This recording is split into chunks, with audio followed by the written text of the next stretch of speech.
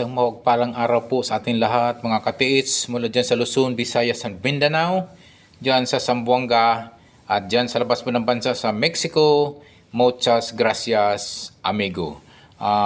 Bago pala ako magpatuloy po sa aking aking YouTube channel po at ako po ay nagdedicode po, nag-aanalisa po sa mga treasure, marker, signs, and symbols, mga katiits. Yung mga gusto po magpadala po ng treasure sign, marker, and symbol for decoding and analyzing, pwede nyo po ipadala o send po sa aking Facebook page, Alejandro Sanchez. Yung sunglass po ako doon, naka-seed po ako doon, mga katiits po. Yun mga katiits, ako po ay nagpapasalamat po ng maraming salamat po sa inyo, yung mga aking supporters, aking mga subscribers, mga aking followers po. Maraming salamat po sa pagsubaybay po sa aking YouTube channel, mga katiits. More on po ay nagdedecode po at nag-analyze po ng mga treasure symbols, treasure markers, and treasure signs, mga katiits. Okay po mga katiits, ito po yung ating tunghayan po ngayon ay isang kaliwat kanang projects po na may mga road widening at gumagawa po ng kalsada sa mga bulubundukin po ngayon sa atin banda dyan sa Mindanao, mga katiits. So pansinin nyo po, ano kaya pong klaseng projects po na mayroon dyan, dahil ito po ay nakikita po natin, napapansin po natin dyan sa mga bulubundukin po natin dyan sa bandang Mindanao, bandang Visayas, mga katiits. So ito po ay mga katiits, isa na kaya ito sa sinasabi nila na isang massive retrieval po ng mga Yamashita treasure, like mga big bunker deposit po ng mga gold bars po, mga katiits, ni Yamashita, mga katiits. Pwede po, mga katiits, so siguro po napapansin nyo po dyan sa inyong mga lugar, dyan sa bandang Mindanao, dyan sa bandang Visayas, o hanggang dito sa bandang Luzon, na ito po ay kaliwat kanan po ang paggawa po, at napapansin nyo po na napakarami pong heavy equipments po sa mga bulubundukin po. Ano po ginagawa po ng mga heavy equipments po dyan, like bulldozer, backhoe, and grader po dyan sa area po ng mga sa high-rise mountain pa, mga katiits. So sabi ko mga katiits, nakapagtataka, ito po kaya ay alam po kaya ng DNR ito natin, ito po kaya alam ni Gob, alam ni Mayor, at ano pa talaga ang pakay po na, at anong klaseng projects po na mayroon dyan sa inyong mga lugar. So kung kayo po ay nakapapansin nito, mga katiits, dyan sa inyong mga lugar ay tingnan nyo, mga katiits, kung ano po talagang projects po pwede pong isang Yamashita retrieval treasure yan, mga katiits. Pwede po, mga katiits, dahil nga bakit po nasa mga high-rise mountain, nasa mga bulubundukin mountain, at yung mga area na ito po ay minsan po ay yung papansin nyo po na para siyang medyo umbok na lugar, na pwede pong pagkukayan po ng treasure at pwedeng pagtaguan po ng mga Yamashita treasure po, mga katiits po. So yan po, mga katiits,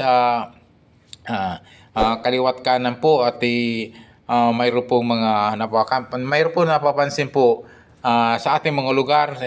Pansinin niyo po, mga katiits, na mayroon pong mga gumagawa ngayon ng heavy equipments po sa inyong lugar, mga katiits. At yan po banda sa inyong mga katiits, lalo na banda sa Mindanao, ay maraming big marker, big boulder markers po dyan, big boulder signs po dyan, mga big rock po na mayroon pong mga nakalagay po treasure sign markers po ng mga Yamashita treasure, mga katiits. Yan, napapansin nyo po, ay yan banda sa Mindanao po yan, na napakalaking big boulder sign, big boulder markers po yan, mga katiits. Diyan po ito sa Mindanao, mga katiits. So tingnan nyo po, mga katiits, at massive retrieval po. Na napapansin mo natin at naobserbahan po natin na mayroon po mga heavy equipments dyan po sa mga bulumbudukin po natin at ano po ang pakay nila. Pwede pong retrieval na nga po yan na mga Yamashita treasure mga katiits. Tingnan nyo man mga katiits kung ano po yan ate. Yan po ba sino nagmamayari niyan? Anong klaseng sinong construction firm yan? Anong pangalan yun?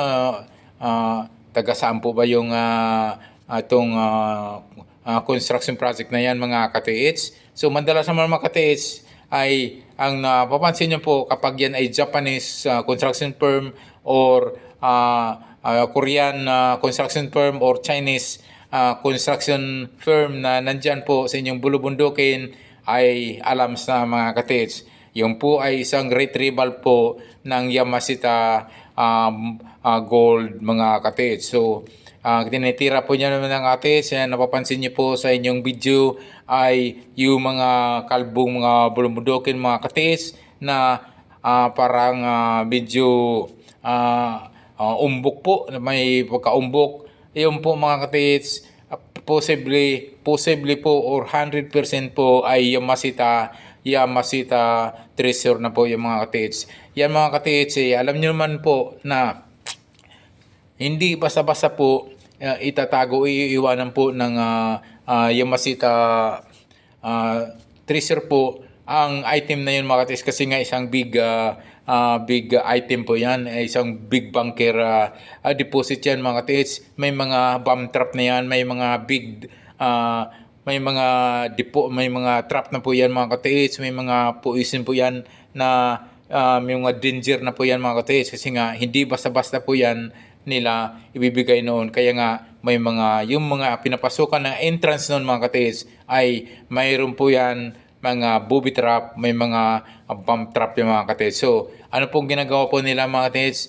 Hindi po yan sila pumapasok doon sa entrance kundi opposite mga katiits. Kung po yung kanilang entrance mga katiits, kung ayan ay naka-pointer po ng north, naghuhukayin po nila yung mga katiits dyan sa may bandang south mga katiits. So opposite. So napapansin niyo po mga katiits, baka mayroon po kayo napansin dyan ng mga big boulder markers, big boulder signs po sa malalaking bato mga katiits at may mga treasure sign po dyan, may mga naka-engrave po yan ng mga treasure marker, treasure sign po sa malalaking bato dyan sa inyong lugar. Kung inyong napapansin dyan mga katiits, ayan po, yun yung mga tinatawag nila na big boulder markers, big boulder sign mga katiits, BBS or BBM mga katiits. Yan po, pansin niyo po, ang tinitira po ngayon ng mga heavy equipments na mga katiits ay yung mga bulubundukin po na lalo na yung medyo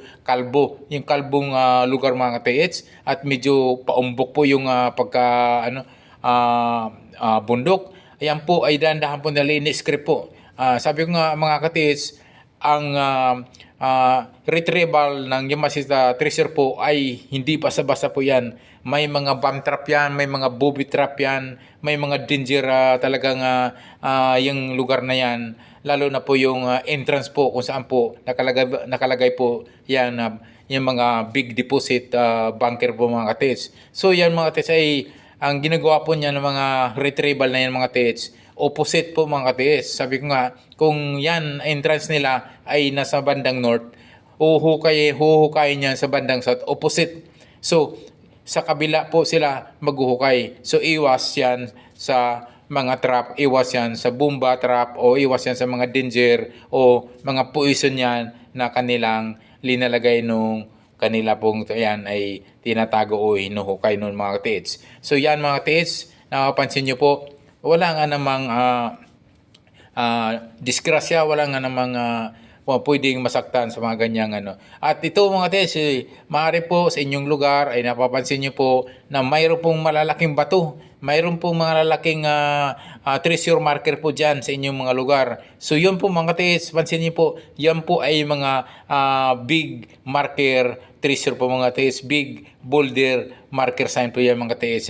Napansin niyo po mga malalaking bato na may naka-engrave, may nakaguhit po na treasure markers mga katiis. Yan po mga katiis, napapansin niyo po na ito po ay ini-script, dahan-dahan po nila yan tinatabas po yung gilid, yung paanan ng bundok mga katiits, dahil nga alam nila mga katiits na diyan po pwede nilang hukayin yung item po na sabi nga ito ay pwedeng retrieval ng mga Yamashita treasure to mga katiits. Kasi nga kaliwat kanan, kung napapansin nyo po mga katiits, marami pong mga heavy equipments po na natagpuan po sa mga bundok po ng bandang Visayas, Mindanao, and Luzon mga katiits.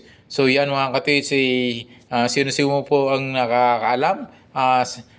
May mga permis ba yan? May mga permis ba yan galing DNR? O alam ba ni Gubian? Alam ba ni Mayor yan? So alam na mga katiits kung sino-sino po yung mga contact ng mga katiits. Yan po mga katiits. Kung may napansin po kayo ng mga malalaking bato sa inyo, may mga naka-engrave na sign, mga treasure sign, mga treasure markers po. Yan po ay yun po ang tinatawag na big boulder markers, big boulder signs po mga katiits ng mga big bunker deposit po mga katiits yan.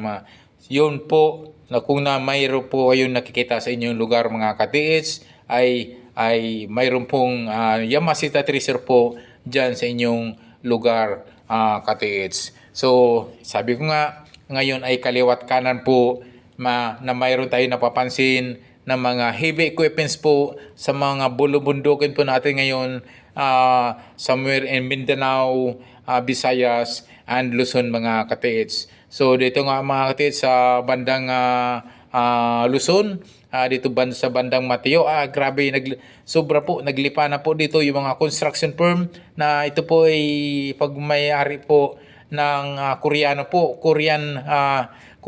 ang tumitira po dito ng mga Yamashita treasure po, at ito tinitira po nila, retrieval po ito ng mga big bunker deposit mga katiits. So dyan sa bandang Mindanao, kung anong construction dyan mga katiits, o anong gumagawang construction project dyan, kung yan po ay Japanese, kung dyan ay Koreano, kung yan ay Chinese, ay alams na po.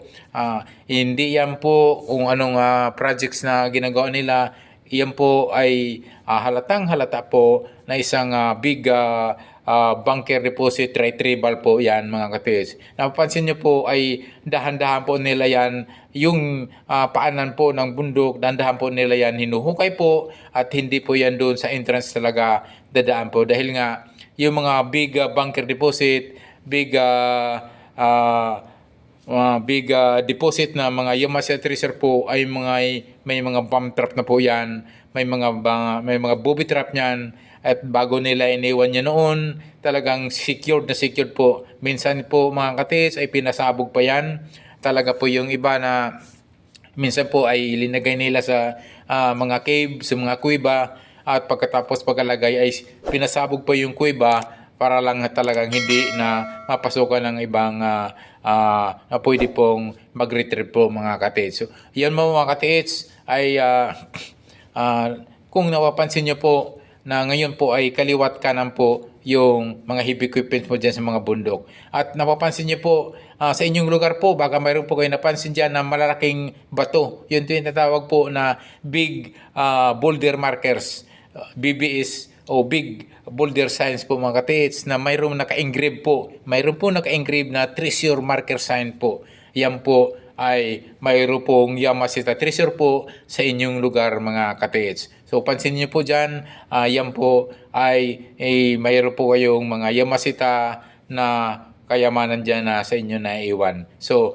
ito mga katiits, maraming salamat po sa mga subscribers, mga bagong followers, at walang sawang pagsubaybay po sa aking YouTube channel. Yung mga bago pa lamang po mga katiits sa aking YouTube channel, please don't forget to subscribe.